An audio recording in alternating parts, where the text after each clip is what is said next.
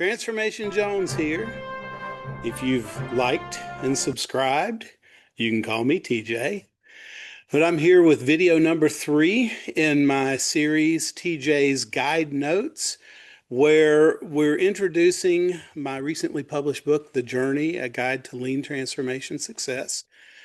And again, this is video number 3. And video number 3 is all about how the lean goal is not process improvement. Now, I'm going to go ahead and apologize a little bit in advance that the point of some of these statements and the reason for these videos is to be somewhat provocative, to provoke in you a reaction that maybe is kind of like, no, wait a minute, to get you thinking, to get you looking at these things objectively. The reason for the book is because I've seen so many lean transformations that have struggled and that have failed, and there's a lot of commonality in why that has happened. And so my reason for the book and my reason for these videos is to help you understand those reasons and hopefully try to avoid some of those. So if you remember, just a quick recap, in video number 1, we talked about how lean transformations are first and foremost human transformations. So there is a physical, there's a technological transformation that usually happens as a part of them, but they're first and foremost human transformations. In video number 2, and also in video number 1, I introduced the 2 sections of the book, and I gave you a little bit of my background as to how I got to where I am today and part of the reason why I wrote the book. In video number 2, I talked about changing human behavior and the difficulty that comes with trying to change human behavior. And what I talked about in that is that the key to changing human behavior is not to try to change people, but to get people and help people change themselves, but do so in a way that benefits the customer, benefits the organization, as well as benefits the people that are making the changes themselves. In video number 3, what we're going to do is we're going to talk about the goal of a lean transformation and why the goal is not an improved process. Now, you may be thinking to yourself, no, wait a minute, Keith. Lean is all about process improvement, isn't it? So why is that not the goal? And the definition that I use, best definition that I know for lean, is it's a set of concepts, tools, and management prescriptions aimed at furthering your organizational mission via improved operating processes. So there it is again, processes, right there. How is process improvement not the goal? Okay, so let's talk a little bit about processes and some of the problems that there are with processes. First of all, there is no such thing as a perfect process. There is no process that I'm aware of or could even imagine being aware of that could be described as perfect. Therefore, all processes, to one degree or another, are imperfect, and they're imperfect because they are fraught with waste.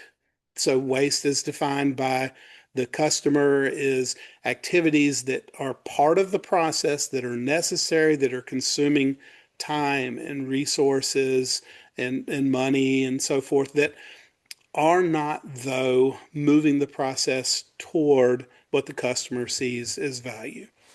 So if every process then has waste, which every process does, then that means that potentially every single process that you have could be improved. Okay, so that's the first problem with processes, is that all of them are potentially in need of improvement. All of them definitely have the ability to be improved, and therefore you could argue that they potentially need to be improved. So that's the first problem with processes.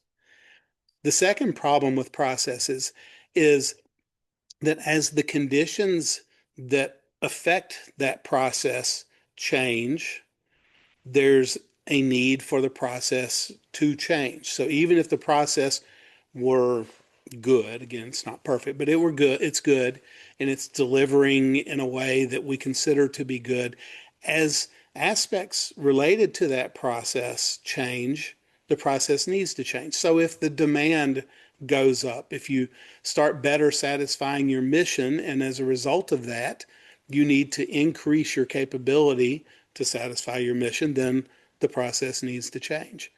As technology changes, and we all know that the pace of technological change continues to increase, and with the advent of artificial intelligence, we're seeing that at an even greater rate. And I don't believe that that's going to slow down anytime in the near future. So as technology changes, then the processes need to change.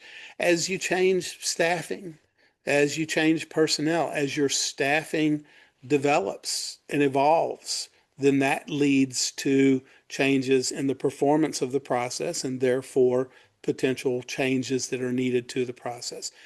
Anything that affects the process that changes has the potential then to require that the process be changed or be improved. The third reason, or third problem, if you will, with processes is that all processes face atrophy.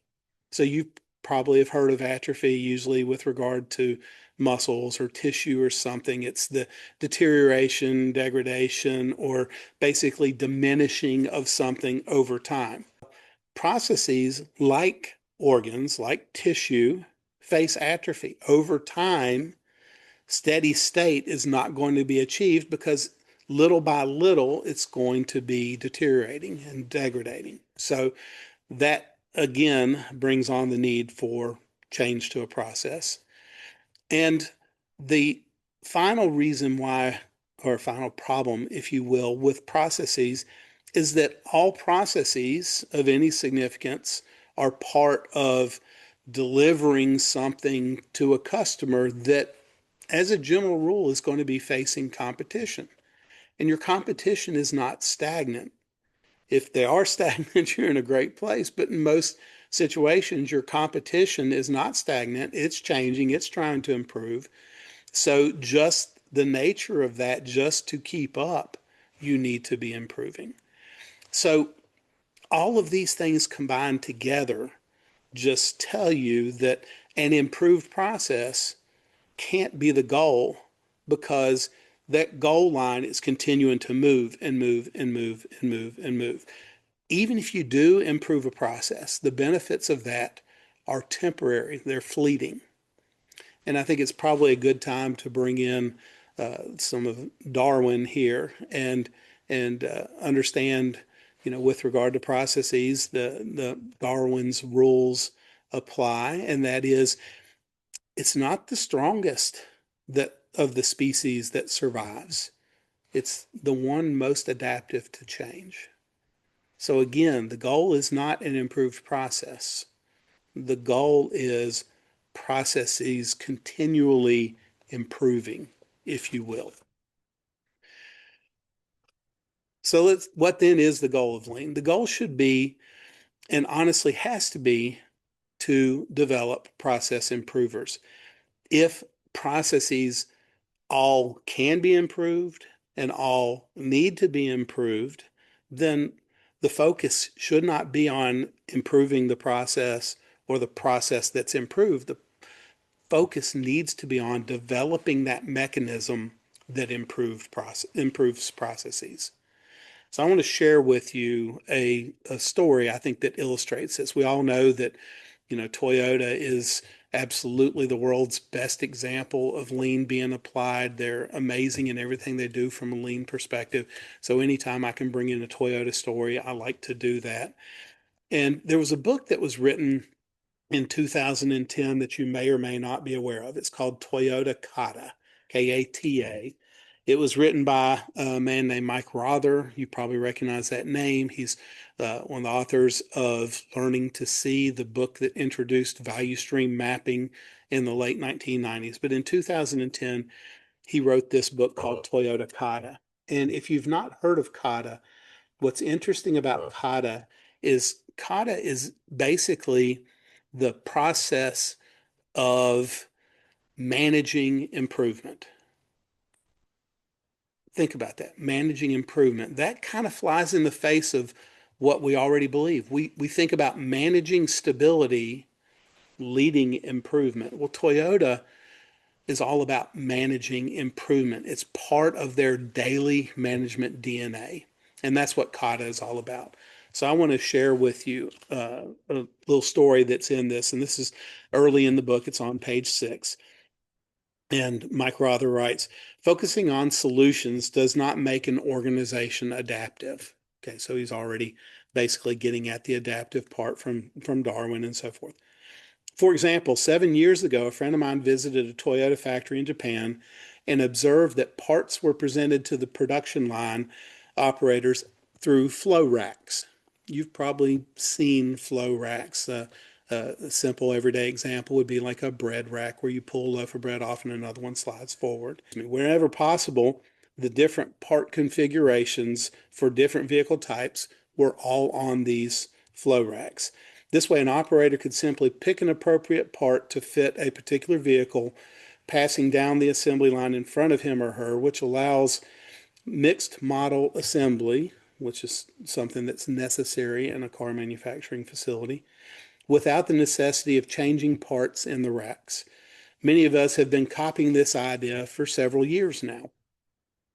When my friend recently returned to the same factory, he found that many of the flow racks along that Toyota assembly line were gone and had been replaced by a different approach. Many of the parts in the vehicle are now put into a kit that travels along with the vehicle as it moves down the assembly line. When the vehicle is in the operator's workstation, the operator only sees those parts that he or she needs, and she always has them in the same position for the same part. So my friend was a little upset and asked the Toyota host, so tell me, what is the right approach? So again, the focus is on the technical. The focus is on the parts delivery. The focus is on the process. And what he's asking is, what's the best process? What's the right process? So that's where his focus is. Which is better, flow racks or kitting? The Toyota host did not understand the question. And the response was, when you were in the factory a few years ago, we produced 4 different models on this assembly line. Today we produce 8 different models on this assembly line, and the flow racks was no longer workable. Besides, we try to keep moving closer to one-piece flow. Whenever you visit us, you are simply looking at a solution we developed for a particular situation at a particular point in time. And I think that's the key. And I think that's what we get so lost in. We want to focus on the technical. We want to focus on the physical. We want to focus on something that is part of the process, something that is improved. And we focus on that and we forget that's not the objective.